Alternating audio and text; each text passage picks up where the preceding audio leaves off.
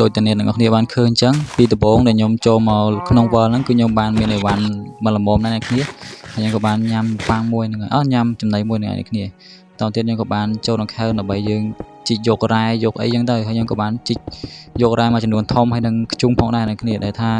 គឺខ្ជុងនៅកន្លែងហ្នឹងគឺវាច្រើនមែនតើអ្នកគ្នាដែលយើងអាចជីកយកបានអញ្ចឹងណានិយាយទៅខ្ញុំជីកយកច្រើនល្មមណាស់គ្នាដើម្បីយើងយកវាទុកដុតឬក៏ប្រើប្រាស់ក្នុងកម្មវិធីផ្សេងហ្នឹងទៅអ្នកគ្នាដូចជាដុតទៅនៅភូមិអញ្ចឹងដែរអញ្ចឹងខ្ញុំក៏បានដើរផ្សងព្រេងដើម្បីរកភូមិអញ្ចឹងគ្នាដោយសារតែយើងត្រូវការភូមិមែនតើហើយវគ្គនេះគឺខ្ញុំផ្ដោតទៅលើភូមិមែនតើដោយសារតែខ្ញុំចង់ធ្វើតែចិត្តភូមិអញ្ចឹងណាព្រោះភូមិគឺវាមានធនធានច្រើនដូចជាអ្នកភូមិយើងអាច trade វាបានដើម្បីយករបស់របរប្រើប្រាស់ហើយយើងអាចយកនឹងឲ្យយកជង្រុកស្រូវដើម្បីផលិតជានំប៉័ងបានខ្ញុំក៏បានជួបភូមិនឹងគ្នាទៅដើរយូរមែនតើអ្នកគ្នាមើលតែខ្ញុំគុណដឹងហើយគុណឡើងប្រហែលគុណឡើង6គុណហើយខ្ញុំក៏បានមកដល់ភូមិហ្នឹងនិយាយទៅវាដូចជាធំល្មមដែរអ្នកគ្នាអត់តូចអត់ធំនិយាយទៅមកល្មមយើងអាចយកនៅឡៃបានឡៃហ្នឹងបានអ្នកគ្នាចង់ទាំងមកអញ្ចឹងខ្ញុំក៏បានមើលហឹបមើលអីហើយវាមាននំប៉័ងមានអេមរ៉លមានផ្លែប៉ោមទៅខ្ញុំក៏បានយកមកចំនួនទុកហ្នឹងដែរហើយខ្ញុំក៏បានឃើញស្រូវបន្តមកទៀតខ្ញុំក៏បានកាប់យកវាដើម្បីយើងធ្វើនំប៉័ងនិយាយទៅវាសំខាន់មែនតើសម្រាប់យើងដើម្បីយកធ្វើនំប៉័ងពីព្រោះអាស្រូវហ្នឹងគឺថាក្នុងបាញ់ក្រាស់មានតែកន្លែងភូមិហ្នឹងហើយដែលវាស្រួលយកហើយវា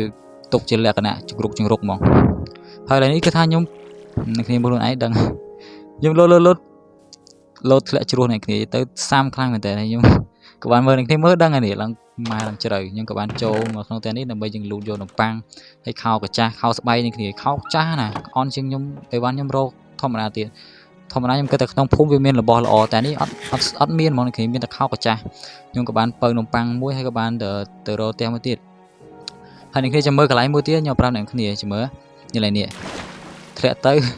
ខ្ញុំបានប៉ាន់តូននេះគ្នាខ្ញុំអត់នឹកស្មានថាវាធ្លាក់មកចំទឹកវាចៃដន្យដល់ថ្នាក់ហ្នឹងខ្ញុំក៏បានដាក់ប្លុកឡើងទៅលើវិញទៅនិយាយទៅវាខ្ញុំដូចសំណាងនេះគ្នាហ្នឹងបើធ្លាក់ចូលក្នុងហ្នឹងมันប៉ៃឡែវទៅចប់ហ្មងហើយ spawn ក៏ទៅយើងដើររយូរដែរមកទៅឃើញភូមិរបស់យើងស្លាប់អញ្ចឹងធ្វើម៉េចទៅអញ្ចឹងខ្ញុំក៏បានដើរ check in ឬក៏ឆែកឆេបន្ថែមទៀតនៅក្នុងភូមិនេះហើយខ្ញុំក៏បានទៅឃើញកន្លែងគេតំណនេះខ្ញុំក៏បានវាយជួងអញ្ចឹងទៅវាយធ្វើបានភូមិឲ្យវាចូលដេកអញ្ចឹងណាហើយ Iron Golem វាឆ្កឹងនេះគេដូចមិនទេក្នុង Minecraft នេះខ្ញុំក៏បានដើរមកមើលកន្លែងផ្ទះនេះអញ្ចឹងទៅដើរឡើងលើភ្នំឯឡែងដែរពេញទៅនឹងទៅ